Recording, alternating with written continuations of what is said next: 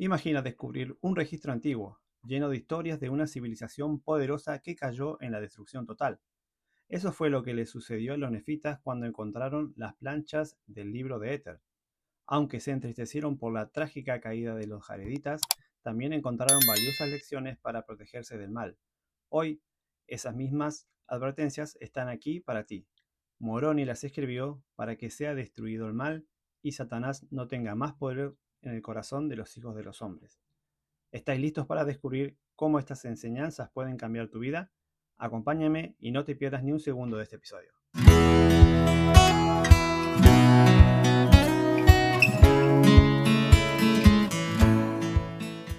Y bienvenidos a un nuevo episodio de Ven, Sígueme, el podcast. Estoy muy contento de que estén aquí una vez más, listos para sumergirnos juntos en las enseñanzas del libro de Éter. Esta semana exploraremos capítulos llenos de advertencias y poderosas lecciones sobre cómo protegernos del mal y mantenernos firmes en el Señor. Pero antes de adentrarnos en los capítulos de hoy, hagamos una breve reseña del episodio anterior, que cubrió Éter 1 al 5. Allí aprendimos sobre la increíble fe del hermano de Jared, que nos enseñó la importancia de la oración constante y cómo buscar la revelación personal con todo nuestro corazón. También reflexionamos sobre las maravillosas manifestaciones de Dios y cómo incluso construir embarcaciones para cruzar un océano pueden ser transformadas en experiencias llenas de milagros si confiamos en el Señor. Si te perdiste ese episodio y quieres revivir esas lecciones, recuerda que puedes hacer clic en el enlace que está apareciendo en pantalla ahora mismo. No te lo pierdas porque es un episodio lleno de fe y esperanza que sin duda bendecirá tu vida. Ahora prepárense para descubrir las advertencias y consejos que el Señor nos ha dado para vencer el mal en los tiempos de Éter. Cuando pensamos en el viaje de los jareditas a través del océano, se nos presenta una imagen poderosa: enormes embarcaciones herméticas impulsadas por los vientos y las olas, moviéndose hacia una tierra prometida. Imagina por un momento estar en esos barcos, completamente dependiente del Señor para llegar a tu destino. A lo largo de este relato, en Éter 6, del 1 al 12, hay lecciones profundas que se relacionan directamente con nuestro propio trayecto de la vida. Los jareditas se embarcaron en un viaje lleno de incertidumbre y peligros, pero no lo hicieron sin preparación espiritual. El Señor, con su infinita sabiduría y cuidado, les proporcionó las herramientas que necesitaban para iluminar su camino y para avanzar hacia adelante, sin importar cuán intensos fueran los vientos y las tormentas. Piensa en esas 16 piedras que el hermano de Jared pidió al Señor que tocara. ¿Qué representan para ti esas piedras en tu vida? Tal vez sean las escrituras, las bendiciones del sacerdocio o incluso las palabras de consuelo que recibimos en momentos de una oración sincera, los ayunos, el pago del diezmo, nuestra responsabilidad con nuestros llamamientos.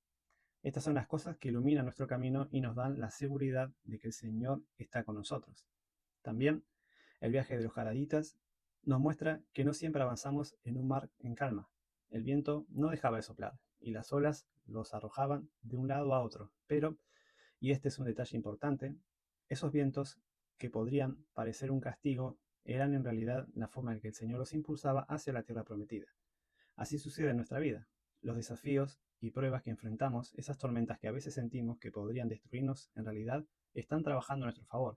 El Señor usa los vientos de la advertencia para llevarnos a donde Él quiere que estemos.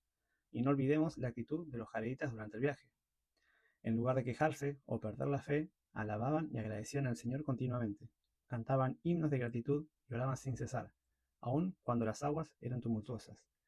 Porque mientras los jareditas se adentraban en un vasto océano en sus embarcaciones selladas, solo tenían las piedras que el Señor había colocado para iluminar su camino. Imagínate la escena: un grupo de familias y amigos navegando a través de las aguas turbulentas, con estas piedras sagradas iluminando todo dentro de sus barcos. Donde fuera, quizás alguien habría visto a los jareditas en lo que parecía completa oscuridad, rodeados por un mar implacable y sin fin, pero por dentro había plena luz, en un poderoso simbolismo de cómo Dios nos sostiene incluso en los momentos más oscuros y difíciles. Este ejemplo me hace pensar en cómo la vida puede sentirse a veces como una travesía en un océano lleno de las solas dificultades. Las pruebas y los desafíos pueden parecer abrumadores, y desde el exterior otros pueden no comprender cómo seguimos adelante. Pero cuando actuamos con fe, creyendo en las promesas del Señor, Él nos da su luz como lo hizo con los jareditas. Es esa luz espiritual, su guía, revelación y la compañía constante del Espíritu Santo la que nos permite avanzar con valor y esperanza. Entonces mantenemos nuestra fe firme y reconocemos que el Señor está guiando nuestra travesía hacia un destino que Él ha preparado. Así que reflexionemos. ¿Cómo está guiando el Señor tu vida hacia tu tierra prometida? ¿Cómo te ha bendecido en medio de las tormentas? Recuerda que no estás solo en este viaje. Como los jareditas, puedes confiar en que el Señor tiene un plan y que te está llevando a un lado de bendiciones, aun si a veces el camino es difícil. Así que recordemos que debemos mantenernos firmes y seguir adelante con gratitud y dejar que el Señor sea tu luz y tu guía. Este viaje, con sus desafíos y sus bendiciones, te está llevando hacia donde el Señor quiere que llegues. Y puedes estar seguro de que su amor y dirección nunca faltarán. En el relato de los jareditas nos enseña también una lección importante sobre la humildad, mostrándonos cómo Dios los bendijo cuando eligieron andar con humildad delante de Él y cómo enfrentaron consecuencias cuando permitieron que el orgullo y la iniquidad entraran en sus corazones. En Éter 6, del 5 al 18, vemos cómo los jareditas enfrentaron a un océano desafiante y desconocido. Fueron humildes, porque no les quedaba otra opción. Su total dependencia del Señor era evidente mientras las olas gigantes y los vientos urgentes los llevaban hacia la tierra prometida. No tenían poder sobre su destino, pero eligieron cantar himnos y orar al Señor con gratitud, demostrando una fe y humildad admirables. Cuando llegaron a la tierra prometida, leemos en Éter 6:30 que dice: Y aconteció que Oría anduvo humildemente delante del Señor, y tuvo presente cuán grandes cosas el Señor ha hecho por su padre, y también enseñó a su pueblo cuán grandes cosas el Señor había hecho por sus padres. Aquí muestra cómo los jareditas continuaron humillándose ante el Señor, conscientes de que sus bendiciones y prosperidad venían de Él. Pero como estamos viendo continuamente en estos capítulos, a medida que pasaba el tiempo y prosperaban, comenzaban a olvidarse de Dios, permitiendo que el orgullo los dominara. Aquí se destaca una verdad fundamental. La humildad no es solo necesaria en los tiempos de prueba, sino también en los momentos de éxito. ¿Cuántas veces hemos visto que cuando todo va bien es fácil olvidarnos de aquel que hizo todo posible nuestras bendiciones? En Éter 9:28-35 vemos a otro grupo de jareditas que fueron humildes debido a grandes sufrimientos, como la falta de alimentos y las calamidades naturales. Esas dificultades los llevaron a clamar al Señor y arrepentirse sinceramente. Dios, en su infinita misericordia, respondió a su humildad y los bendijo nuevamente con abundancia. Pero una y otra vez el ciclo de orgullo, caída y arrepentimiento se repite en la historia jaredita. Sin embargo, hay ejemplos de reyes justos y humildes, como se menciona en Éter 10 del 1 al 2, que dice: Y sucedió que Yes, que era descendiente de Het, pues Het había perecido por motivo del hambre, como también toda su familia, menos Yes. Empezó pues Yes a restablecer a un pueblo abatido.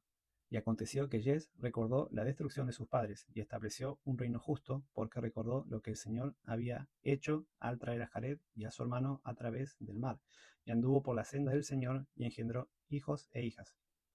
Aquí vemos que Yes fue otro rey justo, y gobernaron con justicia y guiaron a su pueblo en rectitud, dejando un legado de fe y bendiciones. Entonces, ¿por qué es tan importante elegir la humildad antes que las circunstancias nos obliguen a ser humildes? El rey Benjamín nos recordó en Mosía 4, del 11 al 12, que debemos recordar siempre nuestra dependencia de Dios y que al hacerlo seremos llenos de gozo del Espíritu Santo. También, Alma enseñó que es más bendecido aquel que se humilla voluntariamente que aquel que se ve forzado a hacerlo. En nuestra vida misma, quizás no enfrentemos olas gigantes o calamidades naturales, pero podríamos enfrentar momentos en los que la prosperidad o el éxito podrían hacernos olvidar nuestra necesidad constante de Dios. Por consecuencia, ¿cómo podemos asegurarnos de que la humildad sea un rasgo constante en nuestras vidas? Tal vez ser agradecido más a menudo al Señor por nuestras bendiciones, buscando su guía en todas nuestras decisiones o sirviendo a los demás con amor y compasión. Cuando elegimos andar humildemente delante del Señor, no solo evitamos el dolor que viene con el orgullo, sino que también abrimos nuestro corazón para recibir sus bendiciones y guía. Los capítulos 7 al 11 del libro de Éter ofrecen una fascinante visión de cómo el liderazgo impacta a las generaciones, tanto actuales como futuras. A lo largo de estas historias observamos un patrón muy claro. Cuando los líderes gobiernan con justicia, humildad y rectitud, su pueblo prospera en todo sentido, tanto temporal como espiritualmente. Pero cuando los líderes se entregan al orgullo y a la iniquidad, la nación se desmorona. Este principio no solo era válido para los jareditas, sino que también se aplica a nuestras vidas en la actualidad, ya que estamos liderando en nuestras familias, en el trabajo o en la iglesia, o simplemente influyendo a quienes nos rodean. Los ejemplos de liderazgo positivo y negativo nos citan en esta asignación correspondiente son: Oría fue un líder que estableció un reino pacífico y justo, lo cual trajo prosperidad a su pueblo. Su liderazgo muestra cómo la rectitud y la dedicación al Señor pueden bendecir a toda una nación. Shule fue otro rey justo que buscó restablecer la verdad y proteger a los profetas. Sus acciones demuestran que un buen líder no solo busca el bienestar temporal de su pueblo, sino también su bienestar espiritual. Jared, por otro lado, se dejó llevar por la ambición y el deseo de poder, lo que llevó a la creación de combinaciones secretas. Este es un ejemplo claro de cómo el orgullo y la sed de poder pueden destruir a una nación desde adentro. Emer y Coriantum.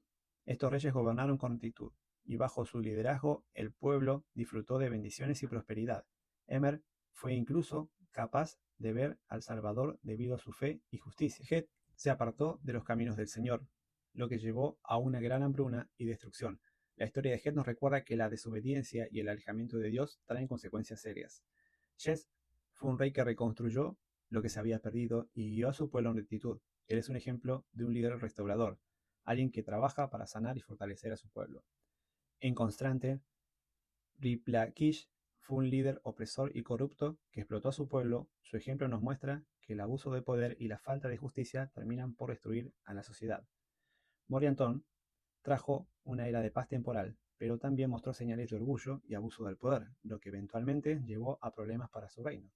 Liv fue un líder que trajo prosperidad, construyó ciudades y trabajó por el bienestar de su pueblo, pero a pesar de los avances también hubo desafíos espirituales. Etem es otro ejemplo de un rey que no se humilló ante Dios y, como resultado, su pueblo sufrió. Esto demuestra que el liderazgo sin humildad y sin Dios lleva a la decadencia. Entonces, aquí nos muestran las escrituras que el mejor ejemplo de liderazgo, que fue Jesucristo mismo, en él encontramos un líder con humildad y nos enseñó a enfocarnos en servir a los demás.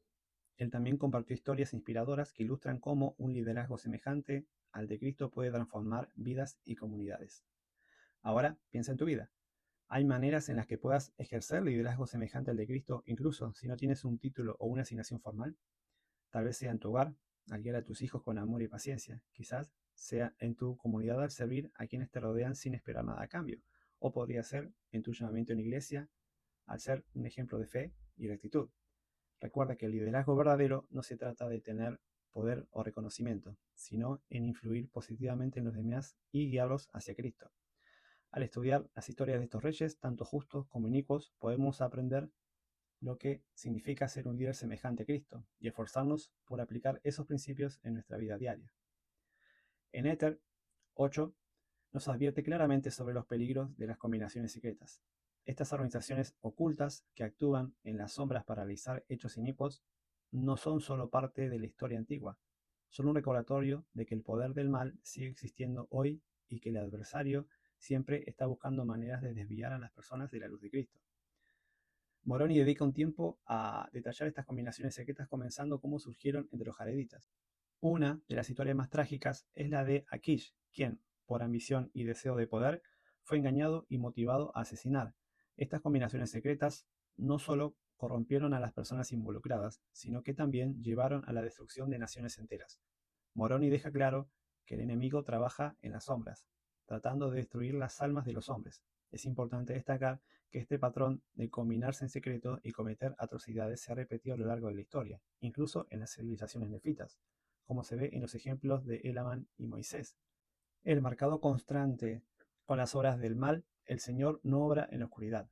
Dios nunca hará nada que no beneficie a sus hijos y siempre actúa en la verdad y la rectitud. Esto nos enseña una verdad clave. La obra de Dios es abierta, basada en la claridad y en el deseo de traer luz y salvación. No hay engaños ni secretos en los propósitos divinos. Su intención es elevarnos, no esconder la verdad de nosotros. Es una llamada a rechazar cualquier cosa que huela a oscuridad o secreto y a buscar la luz y la verdad. ¿Por qué Moroni recibió el mandato de escribir sobre las combinaciones secretas? Moroni explica que fue dirigido a escribir sobre estos peligros para que los futuros lectores, es decir, nosotros, podamos ser conscientes de estas amenazas. Las combinaciones secretas han sido una fuerza destructiva a lo largo de la historia y el Señor quiere que estemos alertas para no caer en las trampas de Satanás. A medida que el mundo se ve más complejo y las tentaciones más útiles, es crucial que estemos atentos a cualquier cosa que trate de ocultar la verdad o destruir lo que es bueno. Moroni también nos advierte que el propósito de estas conspiraciones es obtener poder y destruir la libertad de las almas de los hombres. Su mensaje es una advertencia clara para proteger nuestra fe y nuestra libertad espiritual, y para no permitir que la oscuridad y el pecado ganen poder en nuestras vidas y comunidades. Algo interesante y sabio que podemos notar es que el Señor en su infinita sabiduría decidió no incluir los detalles más específicos de los cuales eran exactamente las combinaciones secretas. Moroni no nos da una descripción detallada de las prácticas o los rituales que utilizaban estas combinaciones, y esto es intencional.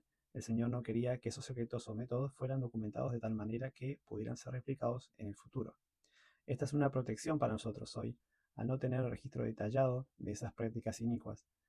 Se evita que alguien con malas intenciones trate de recrearlas o de caer en las mismas trampas de destrucción espiritual y social. El mensaje de Moroni es un llamado a elegir la luz sobre la oscuridad y a ser defensores de la verdad. Aunque vivimos en un mundo donde a veces las tinieblas parecen prevalecer, el Señor nos ha dado las herramientas para ser fuertes y vencer al adversario. Al vivir con transparencia, buscar la verdad y seguir los caminos del Señor, podemos ser faros de luz en un mundo lleno de confusión y pecado.